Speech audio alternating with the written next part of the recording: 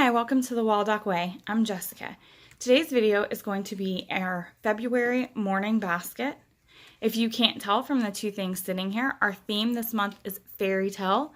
It is February, which means Valentine's Day is around the corner, and I wanted to deep dive into fairy tales so that we could see just some different things about happily ever afters and once upon a time, and discuss real life fiction versus nonfiction. And then we will also get into some Valentine's holiday history, but just not in morning basket. I wanted to spend the month doing fairy tales. So these are two things that I have for her to do while we are doing the things in our morning basket. This is a fairy tale color reveal pad. It's one of those where you scratch.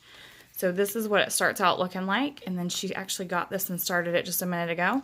So you can see, you can scratch and you see the color beneath. And this is just a paint with water fairy tale book. I grabbed this from the Dollar Tree. So you just need a paintbrush and some water and you can paint a picture. We are still working through our question and answer a day for kids. 3 years, 365 questions. You'll probably see this for 2 more years in our morning basket. In case you haven't seen it yet, this is what it looks like. So you have questions, and then you have a spot for 3 years worth. We are also back to our indescribable 100 devotions about God and science. Now, we had actually finished this, but Emily loved it and asked to do it again. So we are starting it all over again.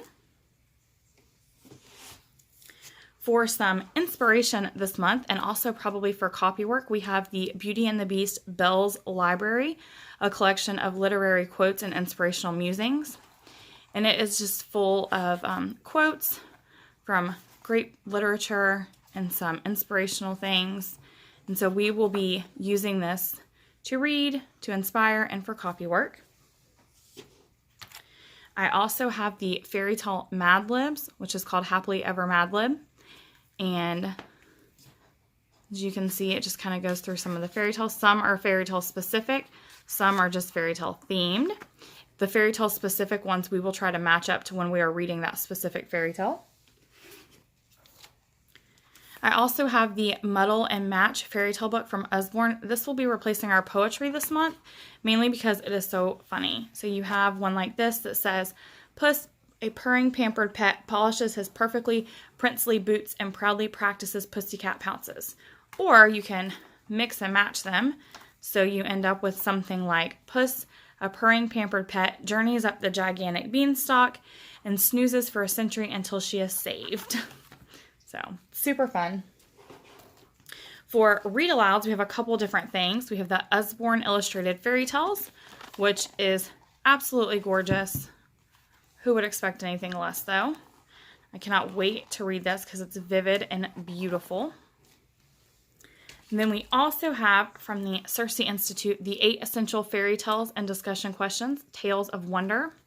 So this book includes Cinderella, Little Red Riding Hood, Rapunzel, Beauty and the Beast, Hansel and Gretel, Rumpelstiltskin, Snow White, and The Little Mermaid.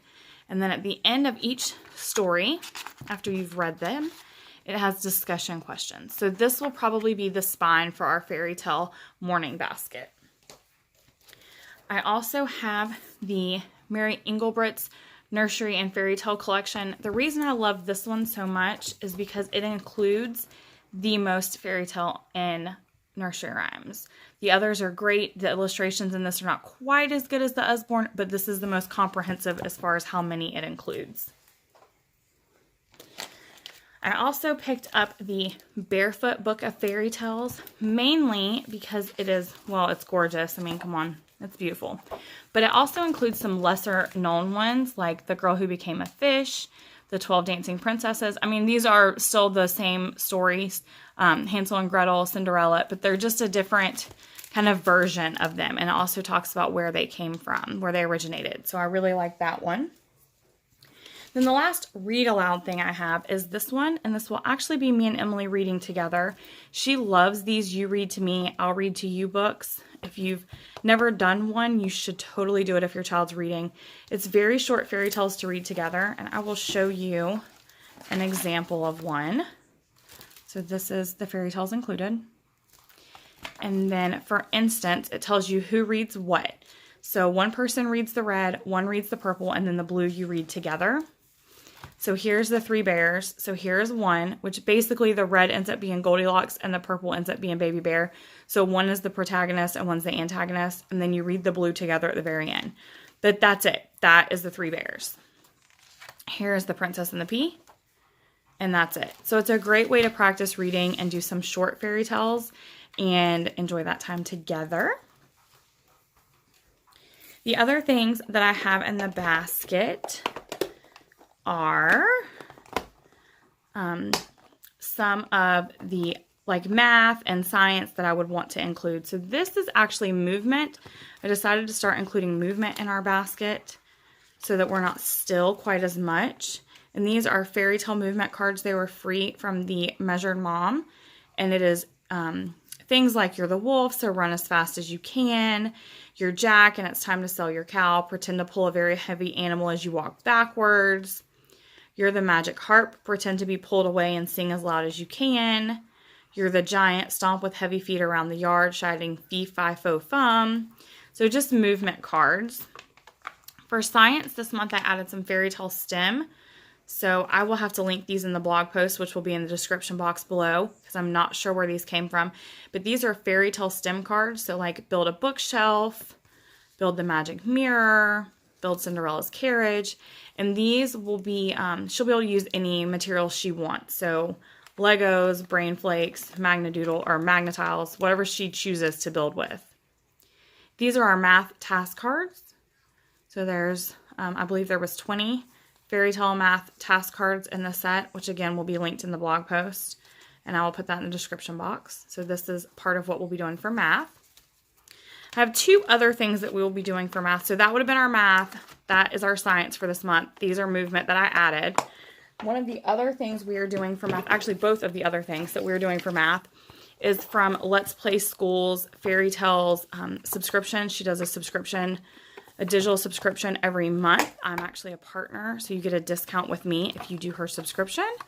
And I love this set. So this is a game that includes math facts with knights and these dragons. And you're basically playing like this you would put on the 6th dragon. So you are playing to know your math facts a little bit quicker. This math game is to practice subtraction facts. So each row that they do, they earn one of the castles. So like once she finishes this row of subtraction facts, she would earn this castle. And there's 2 pages and 8 total castles that she could earn. Then for art this month, I threw in this Cartooning for Kids Fairy Tale Fun. This is super cute. Let me show you. This is what's included. You have famous characters, good guys, not so good guys, and magical creatures. And then it's just how to draw instructions. So this is what we will be doing for art, is drawing some of our fairy tale characters. And then for geography, I grabbed the Once Upon a Time map book. This was gorgeous, and I just couldn't say no to it for geography. So you take a tour of 6 enchanted lands. So you have, like, for instance, here is Neverland, and it shows you the points of interest. And then over here in the corner, you have your key, and then you have, like, different things to do, like moor your boat at Mermaid's Cove. Take the sandy path east, where the path splits, go south through the jungle. So we will go through and do all of these things to practice some map work through the different fairy tales that are included in this Once Upon a Map book.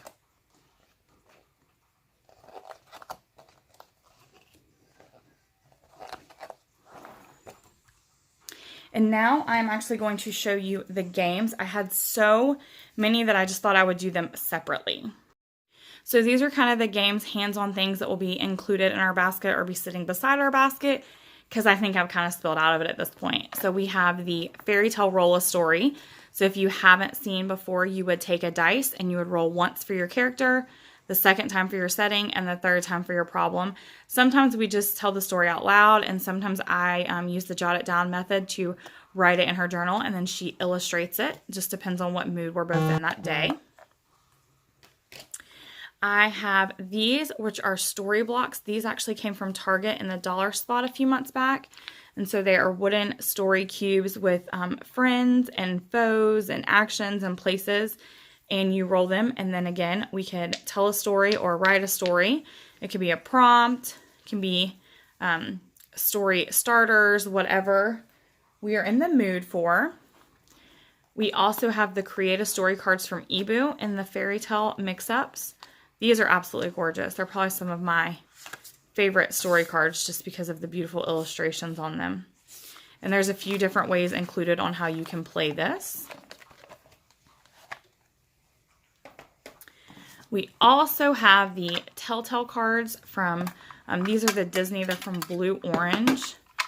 And they, again, have a few different ways you can play. But the illustrations are beautiful.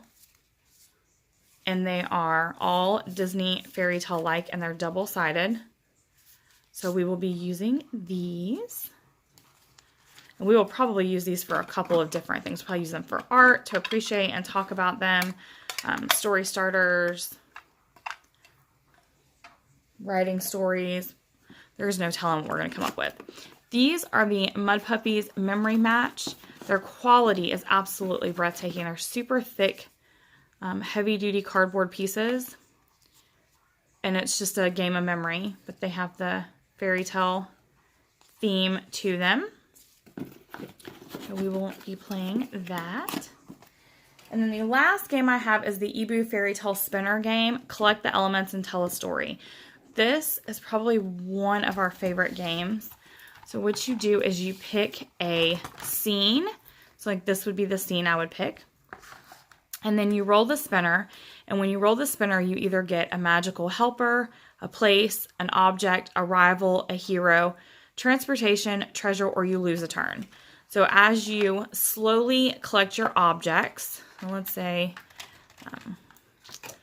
this is the transportation I get, and this is the rival I pick. And as you slowly pick and collect all of your, okay, that'll be my helper. And then I need a magical object. That'll work.